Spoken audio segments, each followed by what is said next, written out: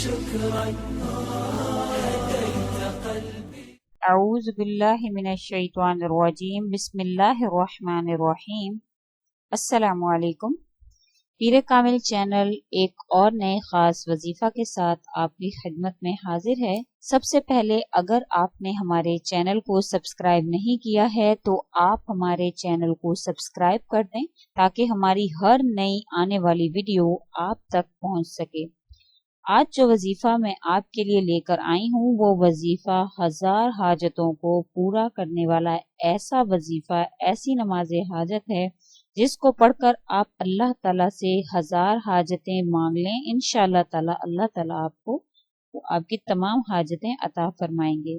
یہ نماز حضرت خضر علیہ السلام نے ایک عابد کو سکھائی تھی، جس کے ذریعے سے وہ عابد اپنی ہر حاجت کو اللہ تعالیٰ سے مانگتا تھا تو اللہ تعالیٰ اس کو وہ عطا فرماتے تھے۔ یہ طریقہ نہایت آسان نماز حاجت پر مشتمل ہے۔ یہ طریقہ کار، یہ نماز حاجت مجھے اعمال قرآنی سے ملی اور مجھے خیال آیا کہ یہ میں آپ کے ساتھ ضرور شیئر کروں۔ اتنا بابرکت وظیفہ ہے کہ میں نے سوچا کہ ضرور بضرور آپ تو لوگوں تک یہ پہنچنا چاہیے تاکہ آپ لوگ بھی اس کے فائدے سے مستفید ہو سکیں۔ چونکہ خضر علیہ السلام کے بارے میں کہا جاتا ہے کہ نہایت علم و حکمت والے تھے، اللہ تعالیٰ نے ان کو بہت سا علم عطا فرمایا تھا۔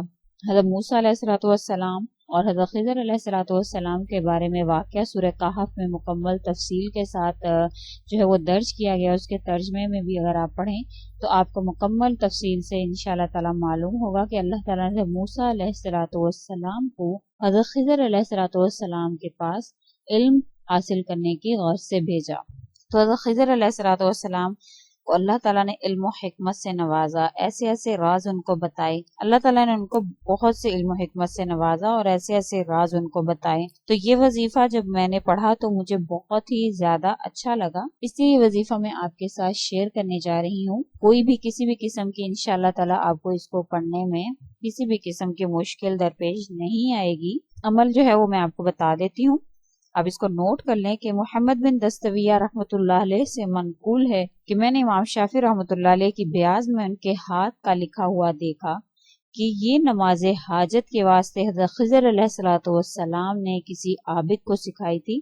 وہ نماز ہے 2 رکعت نفل جو ہے وہ پڑھنے ہیں۔ طریقہ کار کیا ہے کہ 2 رکعت نفل اس طرح سے پڑھنے ہیں کہ پہلی رکعت میں آپ نے سورۃ الفاتحہ کے بعد سورۃ الکافرون یعنی قل یا ایھا الکافرون پڑھنی ہے 10 مرتبہ، اور اس کے بعد دوسری رکعت میں باقی نماز جس طرح سے ادا کرتے ہیں اسی طرح سے آپ نماز کو ادا کریں گے، یعنی رکوع اور سجود کے ساتھ۔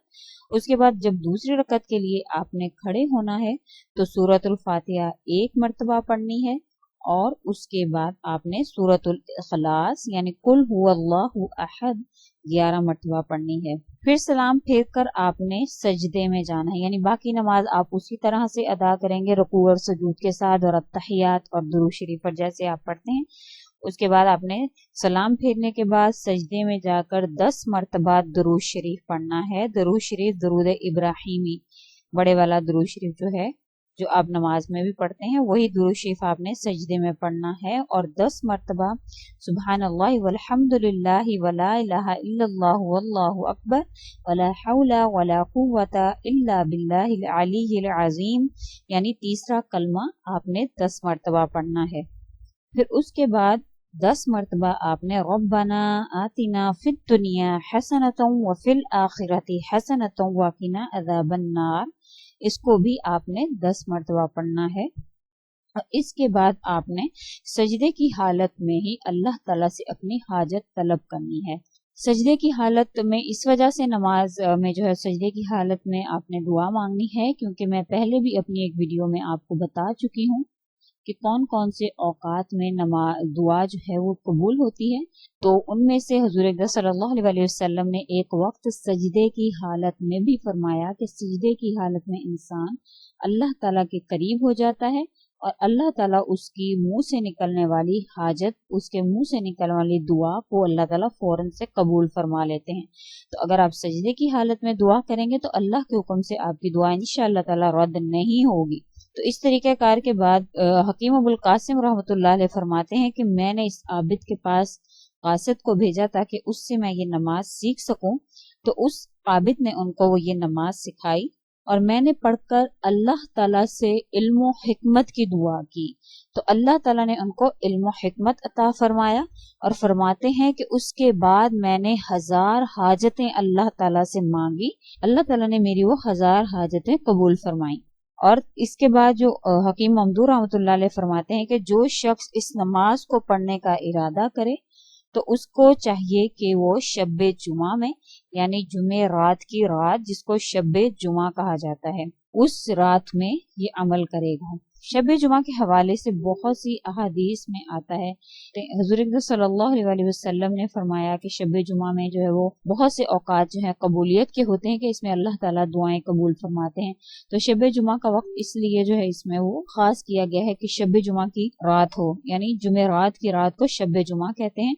तो इस रात में आपने क्या करना है, गुस्ल करना है उसी वक्त, और पाक साफ कपड़े पहने, यानी पढ़ने से पहले आप गुस्ल करेंगे, उसके बाद पाक साफ कपड़े पहनने हैं। कज़ाए हाजत की नीयत से आपने ये नमाज, ये 2 नफिल आपने अदा करने हैं।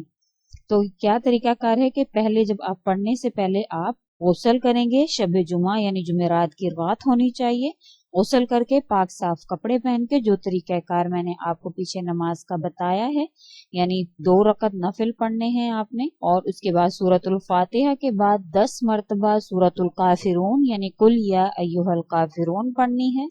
फिर आपने बाकी नमाज जिस तरह से अदा करते हैं उसी तरह बाकी नमाज अदा करेंगे, रुकू और सुजूद। फिर उसके बाद आप दोबारा जब अगली रकत के लिए खड़े होंगे तो सूरतुल फातिहा 1 मरतबा पढ़कर 11 मरतबा सूरतुल इखलास पढ़नी है, यानी कुल हुवल्लाहु अहद। और उसके बाद आपने जब पूरी नमाज पढ़ लेनी है, सलाम फेरने के बाद सजदे में जाकर 10 मरतबा आपने दुरूद शरीफ पढ़ना है, यानी दरूद इब्राहिमी। और उसके बाद आपने 10 मरतबा तीसरा कलमा यानी सुब्हानल्लाह वल्हम्दुलिल्लाह वला इलाहा इल्लल्लाह वल्लाहु अकबर वला हौला वला कुव्वता इल्ला बिल्लाहिल अलिय्यिल अज़ीम आपने पढ़ना है। फिर उसके बाद आपने रब्बना आतिना फिद दुनिया हसनतुम व फिल आखिरती हसनतुम व क़िना अज़ाबन्नार 10 मरतबा पढ़नी है। और सजदे की हालत में ही आपने अल्लाह ताला से अपनी हाजत तलब करनी है। तो ये मुकम्मल तरीक़ाकार मैंने आपको इस नमाज का, जो खिज़र अलैहिस्सलाम ने एक आबिद को सिखाई थी, मैंने आपको पूरा नमाज का तरीक़ाकार आपके साथ शेयर किया है। आप ये नमाज पढ़ें, इंशाअल्लाह ताला अल्लाह ताला आपकी हर किस्म की हाजत को जरूर व जरूर पूरा करेंगे। और इसके बाद अगर आप इस वीडियो के हवाले से कोई सवाल करना चाहते हैं तो वो आप हमें कमेंट में लिखें, इंशाअल्लाह ताला आपके पूछे हुए सवालात का तसल्ली बख्श जवाब दिया जाएगा। और अगर आप इसके अलावा किसी वजीफा की या तावीज़ की या किसी भी अमल की फरमाइश करना चाहते हैं तो वो भी आप हमें कमेंट में लिखें, इंशाअल्लाह ताला मैं आपको आपके साथ वो जरूर शेयर करूंगी। और अगर आपको हमारी ये वीडियो अच्छी लगी है तो इसको लाइक कर दें। और अगर आप भी कोई इस तरह का वजीफा अपनी जिंदगी में करते हैं जिससे आपको फायदा हासिल हुआ है या किसी को फायदा हासिल हुआ है तो आप हमारे साथ शेयर करें ताकि हम वो आगे लोगों तक पहुंचा सकें और आपके लिए वो सदका जारिया बन सके।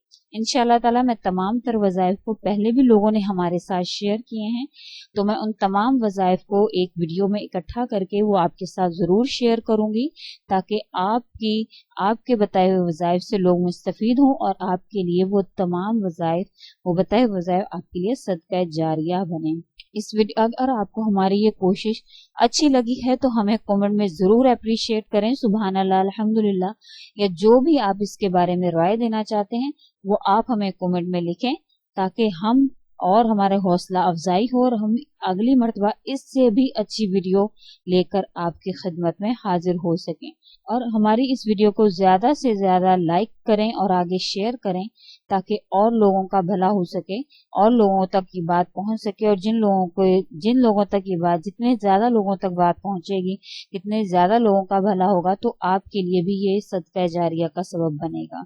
और अगर आपने अभी तक हमारे चैनल को सब्सक्राइब नहीं किया है तो आप हमारे चैनल को सब्सक्राइब कर दें ताकि हमारी हर नई आने वाली वीडियो आप तक पहुंच सके। शुक्रिया।